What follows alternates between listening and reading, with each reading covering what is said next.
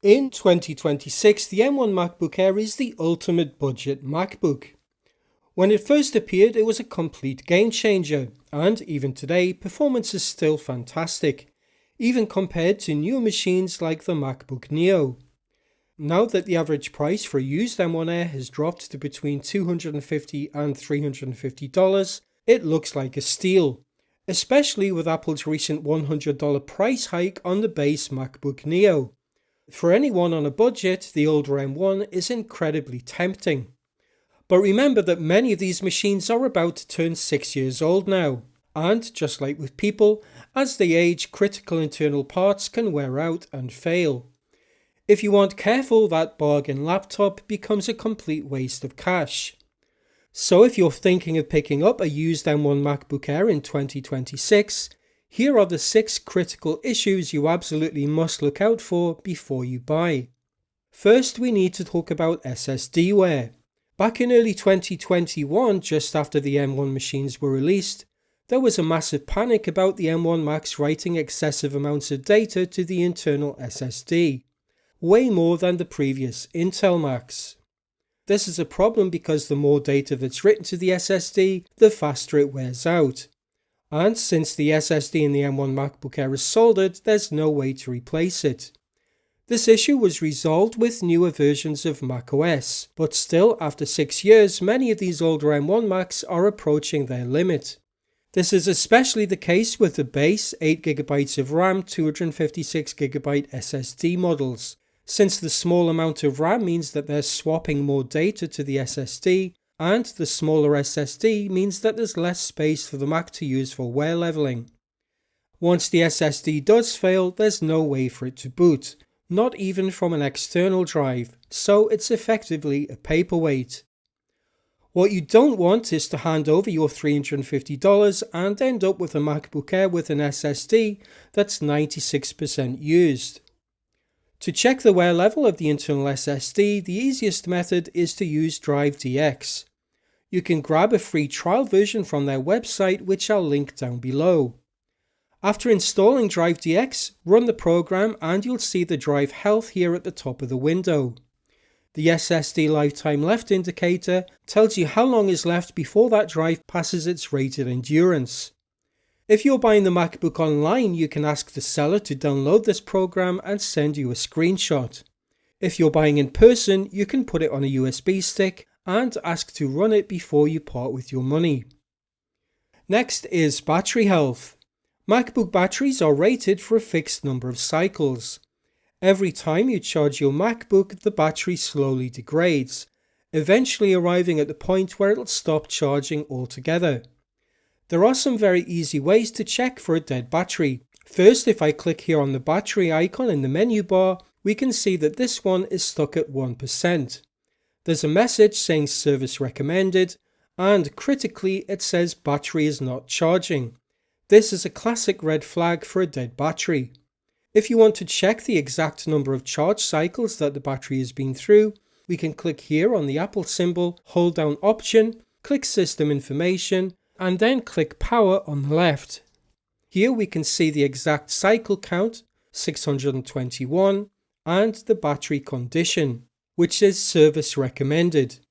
Now, many buyers think that a dead battery isn't a deal breaker if they just plan to leave the laptop plugged in on a desk, but that's a massive mistake. The M1 chip relies on a healthy battery to handle power spikes during heavy workloads. If the battery is completely dead or degraded, macOS will deliberately throttle the CPU, forcing your laptop to run at half its normal speed, even when it's plugged directly into the wall. Fortunately, this isn't a death sentence. Apple will replace your battery for $159, or if you're feeling adventurous, you can pick up a new battery on Amazon for about $50 and change it yourself. Unlike the nightmare of trying to pry the battery free of the adhesive in the older Macs, the M1 Air uses adhesive pull tabs that makes the process much more manageable. There's a full guide to replacing your own battery here on iFixit, which I'll link to down below. Another issue to be wary of is MDM Locks. MDM stands for Mobile Device Management. Imagine buying a used M1 MacBook Air, using it every day, and then a few months later you decide to reformat the SSD, and it suddenly locks you out with a message saying that it belongs to a company you've never heard of. This is MDM.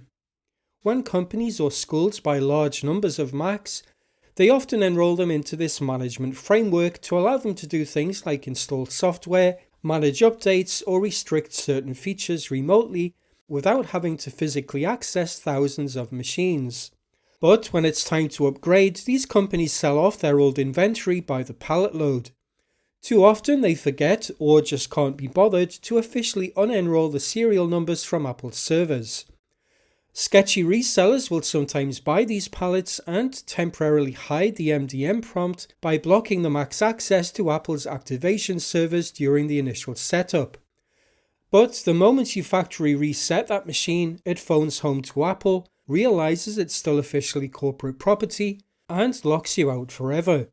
Because MDM gives a company the power to track, lock, or wipe the machine at any moment, buying an enrolled Mac is just like driving a used car that the previous owner can remotely disable at any time. Here's how to check for MDM on a Mac in just a few seconds. Open up the terminal application, then type profiles status-type enrollment. Hit enter and it should say enrolled via DEP, no, MDM enrollment, no. If either of those say yes, walk away. But if it gives you an error message instead, the seller may have blocked communication to Apple's servers. To check that, you can type cat/etc/hosts to see the contents of the hosts file. A clean, unaltered hosts file should only have a couple of entries related to local host and broadcast host. If you see a long list of entries, especially entries routing addresses ending in apple.com to 0.0.0.0, this is a red flag. The Mac is likely MDM enrolled and the seller has just blocked Apple from telling you. Next, let's talk about the Flexgate issue, also known as stage lights. There are two fragile flex cables that connect the MacBook Air's motherboard directly to the LCD screen. Every single time you open and close the laptop lid, those cables bend. Over 6 years and thousands of openings and closings, they can easily rub, wear down and crack.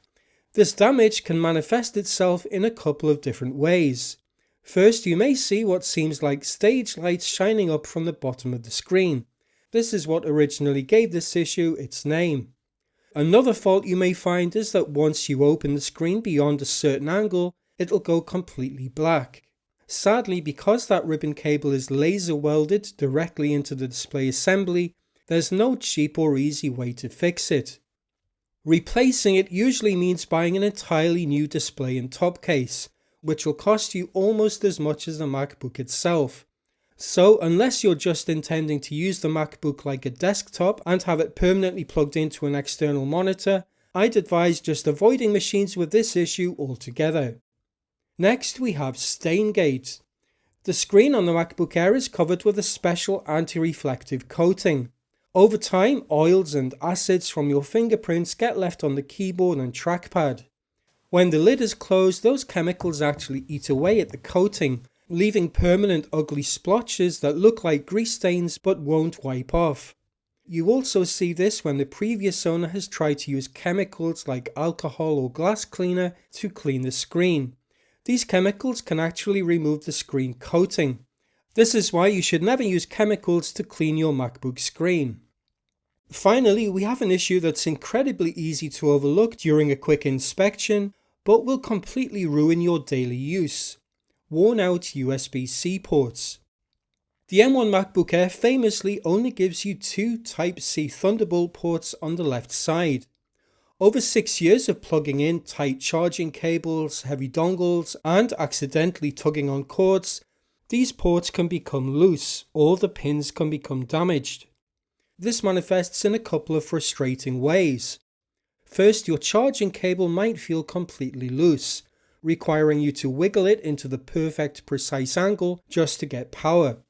Second, you might find that while the port can charge the laptop, it completely refuses to read external drives or output a display to a monitor.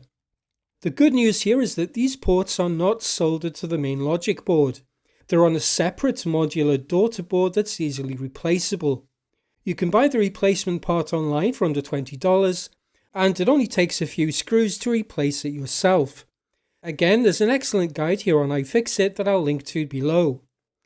When meeting a seller, you can bring a portable USB drive with you and plug it into both ports.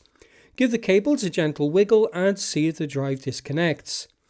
If it does, you'll know that there's a problem with the USB ports and you can negotiate a price reduction with the seller and use the money you saved to fix it yourself. At the end of the day, the M1 MacBook Air is still a legendary machine, but in 2026 you can no longer buy one blindly. If you inspect the SSD, pass the terminal checks for MDM, and the ports are rock solid, it's still the best $300 laptop on earth. But if the seller seems shady or refuses to let you test it, save your cash and look towards a used M2 or the MacBook Neo instead. What do you think? Is the M1S still worth a gamble today, or is it officially too old? Let me know your thoughts down in the comments below.